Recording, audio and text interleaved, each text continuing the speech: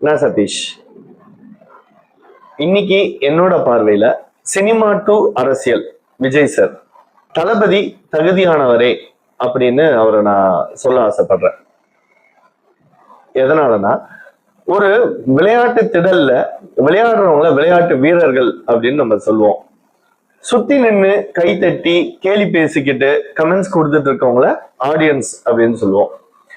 இந்த மாதிரி சுத்தி நின்று கேலி பேசி கமெண்ட்ஸ் கொடுத்துக்கிட்டு நெகட்டிவ் கமெண்ட்ஸ் கொடுத்துக்கிட்டு இருக்கிற ஆடியன்ஸ் தான் இன்னைக்கு இருக்கிற காலகட்டத்துல ஒரு விளையாட்டு வீரர்களுடைய வெற்றியையும் தோல்வியும் தீர்மானிக்கிறதா நான் பாக்குறேன். எந்த ஒரு விளையாட்டு வீரர் அந்த ஆடியன்ஸுடைய கேலி பேச்சையும் நெகட்டிவ் கமெண்ட்ஸையும் மனசுல எடுத்துக்கிட்டு விளையாட்டுல கான்சென்ட்ரேட் பண்ண முடியாம இருக்காரோ அவரு தோல்வி அடைஞ்சு போறாரு.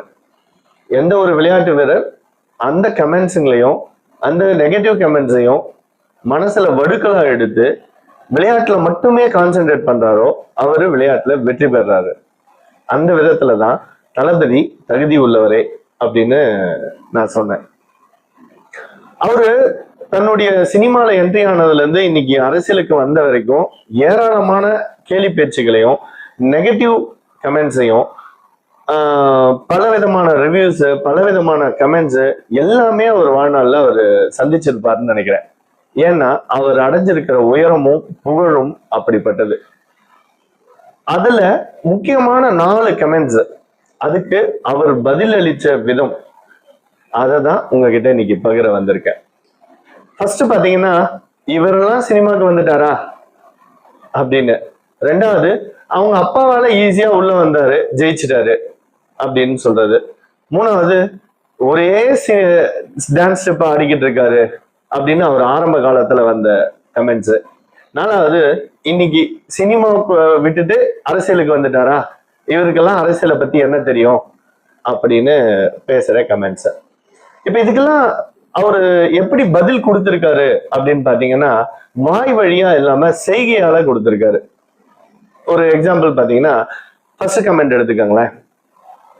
இவரெல்லாம் சினிமாவுக்கு வந்துட்டாரா அப்படின்றதுக்கு இன்னைக்கு அவருடைய ஒரு ஹாய் அப்படின்னு அவரு சொல்லி போடுற ஒரு ஷார்ட்ஸ், ஒரு ரீல் சமூக ஊடகத்துல எத்தனை மில்லியன் வியூஸ் எத்தனை மில்லியன் லைக்ஸ் வாங்குதுன்றதே இந்த ஒரு கமெண்ட்டுக்கான பதிலா இருக்கும்.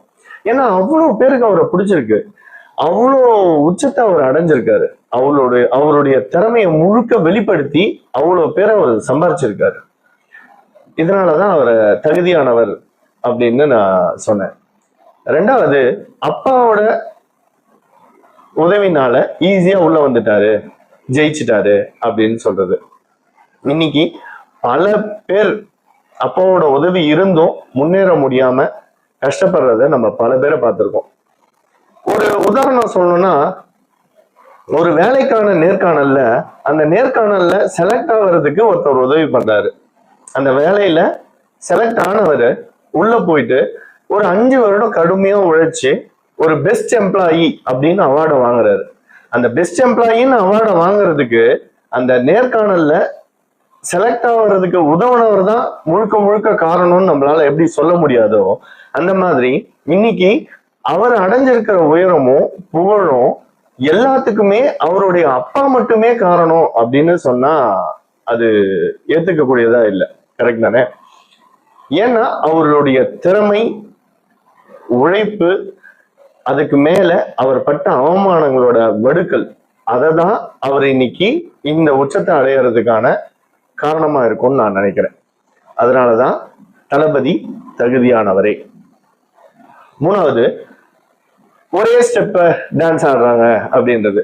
இன்னைக்கு இந்த கேள்விக்கான பதில் குழந்தைங்க கூட பதில் சொல்லும், யாரு நல்ல டான்சர் அப்படின்னு கேட்டா. பல வளர்ந்த டான்ஸ் மாஸ்டர்ஸே சொல்லிட்டாங்க, அவர் அளவுக்கு ஈக்குவலா டான்ஸ் ஆட முடியாது, வேகமா டான்ஸ் ஆட முடியாது. அப்போ அவர் ஆரம்பத்துல அந்த கேலி பேச்சு எந்த அளவுக்கு அவரோட மனசுல ஆறாத வடுக்களாவோ அவமானங்களாவோ இருந்திருக்கும்ன்ற விதத்துல நான் பாக்குறேன்.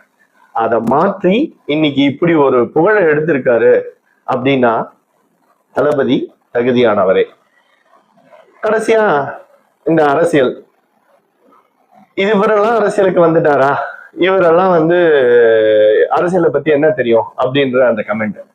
முதல்ல நான் இதை எப்படி பாக்குறேன்னா, ஒரு துறையில உச்சம் அடைஞ்ச ஒருத்தர் அடுத்த துறையில கால் பதிக்க நினைக்கிறது ரொம்ப இயல்பான ஒரு விஷயம். அவர் அந்த மாதிரிதான் வந்திருக்காரு. அது மக்கள் சேவை எதுவா வேணாலும் இருக்கலாம். இப்ப இங்க வந்த பிறகு பல பேர் கேலி பேச்சுக்களை கொடுக்குறாங்க.